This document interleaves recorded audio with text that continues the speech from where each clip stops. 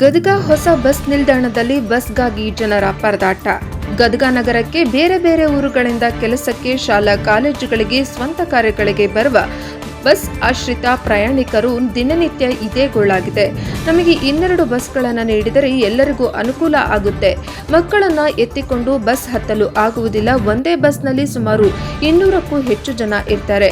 ಸರಿಯಾಗಿ ಕೂರಲು ಅಲ್ಲ, ನಿಲ್ಲಲು ಆಗುವುದಿಲ್ಲ ಎಂದು ಮಹಿಳಾ ಪ್ರಯಾಣಿಕರು ತಮ್ಮ ನೋವನ್ನ ತೋಡಿಕೊಂಡರು.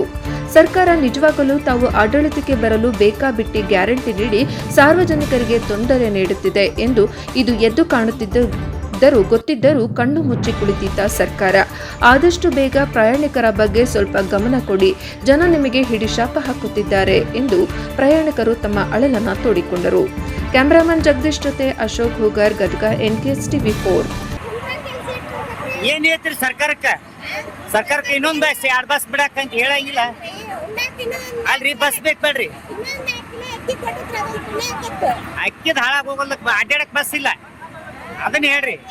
ಅಕ್ಕಿ ತಗೊಂಡ ಅಕ್ಕಿ ಮನೆಗಿಟ್ಟು ಇಲ್ಲಿ ಬಸ್ನಾಗ ಹಿಂಗ ನೆಟ್ಕೊಂಡು ಅಡ್ಡಾಡ್ತೀರಿ.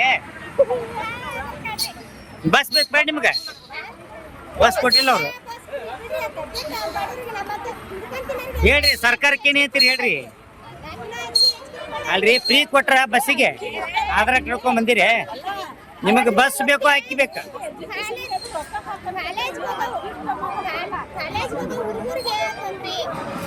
ಅದನ್ನ ಹೇಳ್ರಿ. ಕಾಲೇಜ್ ನಿಮ್ಗೇನ್ ಬೇಡ ಅದನ್ನ ಹೇಳ್ರಿಲ್ಲ.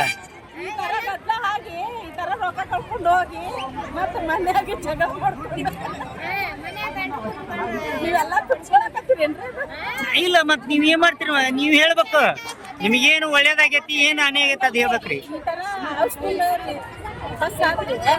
ಮೊದ್ಲು ಹಿಂಗಿತ್ತೇನ್ರಿ ಪರಿಸ್ಥಿತಿ? ಅದು ನೀವ್ ಹೇಳ್ರಲ್ಲ. ನೀವ್ ಹೇಳ್ರಿ, ಸರ್ಕಾರ ಕೇಳ್ಬೇಕ ಅದನ್ನ. ಮತ್ತೆ ಅಲ್ರಿ ಆಧಾರ್ ಕಾರ್ಡ್ ಇದ್ರ ಫ್ರೀ ಐತೈತಲ್ಲ, ರೊಕ್ಕ ಹೋದ್ರ ಹೋಗಲ್ಲ. 15,000 ಹೋಲಿ 20,000 ಹೋಲಿ ಆಧಾರ್ ಕಾರ್ಡ್ ಐತಿಲ್ರಿ. ಅಲ್ರಿ ನೀವು ರೊಕ್ಕ ಕಳುವು ಮಾಡ್ಕೊಂಡು ಹೋದ್ರ ಹೋಗಲ್ರ, ಆಧಾರ್ ಕಾರ್ಡ್ ಕೊಟ್ಟು ಹೋಗಂತ ಹೇಳಿಲ್ಲ. ಫ್ರೀ ಹೋಗಿರ್ಲ ಮನೆಗೆ.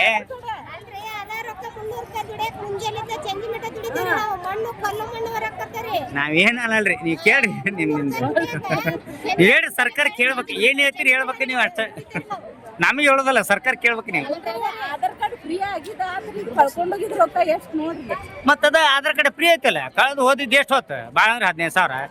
ಆಧಾರ್ ಕಾರ್ಡ್ ಫ್ರೀ ಐತಲ್ಲ, ಆರಾಮ್ ಹೋಗ್ತೀರಿ ಬಸ್ಸಿಗೆ ಊರಿಗೆ.